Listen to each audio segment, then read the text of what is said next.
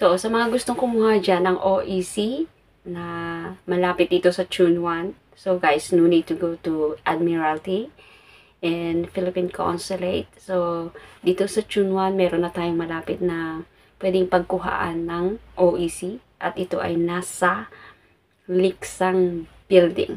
At isa pa guys, kung kayo ay gusto nyo rin magpagawa ng e-travel kapag kayo ay umuwi, pwede rin po kayong mag-request sa kanila na magpagawa. So, you only need to pay like, yung OAC pala is $30 yung bayad. And then, yung e-travel is, I don't know, on $30 din ang babayaran. Basta mga ganon guys. So, kung gusto niyo nang magpagawa ng e-travel, kung hindi po ninyo alam mag-online na gumawa nun, pwede rin po kayo mag-request.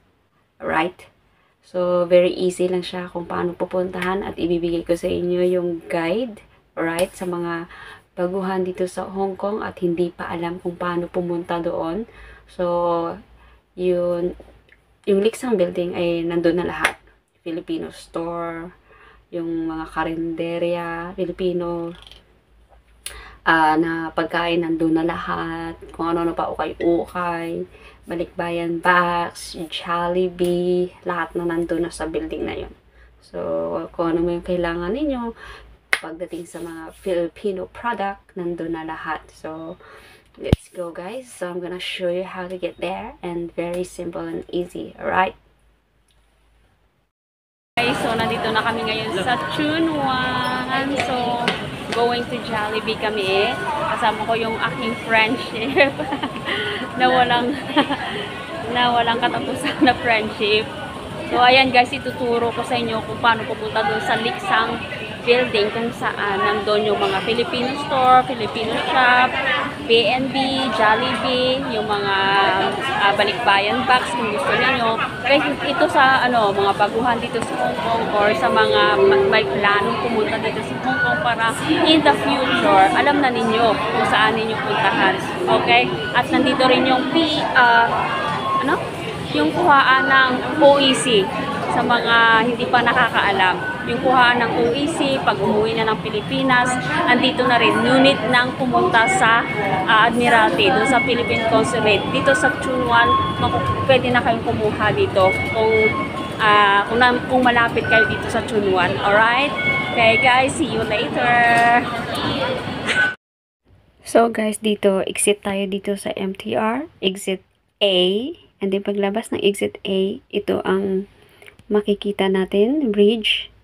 And then, maglalakad tayo dito sa bridge na to. Yan, ang unang building na dadaanan natin ay Nan Phong Building. At hindi tayo dyan papasok, okay? Tuloy-tuloy lang sa paglakad. Yan. Madadaanan natin ito, papunta ng Liksang Building. So, ayan. Marami kayong makikitang paninda dyan sa gilid. Minsan may mga nagtitinda rin dito sa...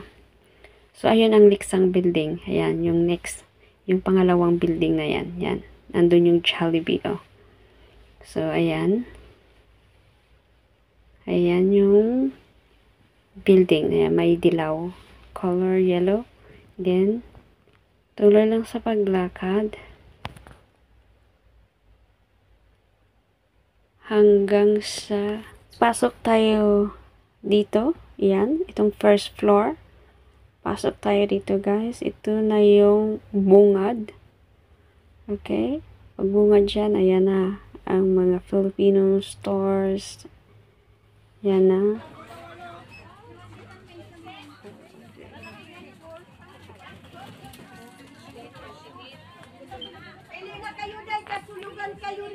So, ito na guys yung first floor. So, ganito ang itsura ng first floor.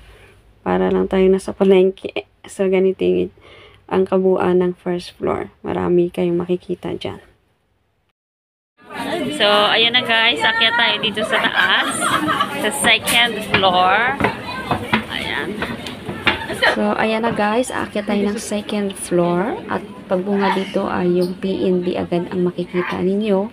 And then, mag-left side po tayo. Ayan, ang makikita nyo dyan yung shop na Lee Trading. So, kung makikita ninyo, maraming taong nakapila. Ayan, kumukuha yan sila ng OEC. Ayan, dito sa Lee Trading, second floor. Ayan. So, guys, ayan. Akyat na naman tayo dito sa third floor. So, pagdating naman dito sa third floor, ito na yung Jollibee. Jollibee naman dito sa third floor. Only Jollibee. So, makikita natin dyan. May mga... Ayan. Ayan na siya. Ayan. Pasok tayo dito. So, at last makakain kami sa Jollibee today.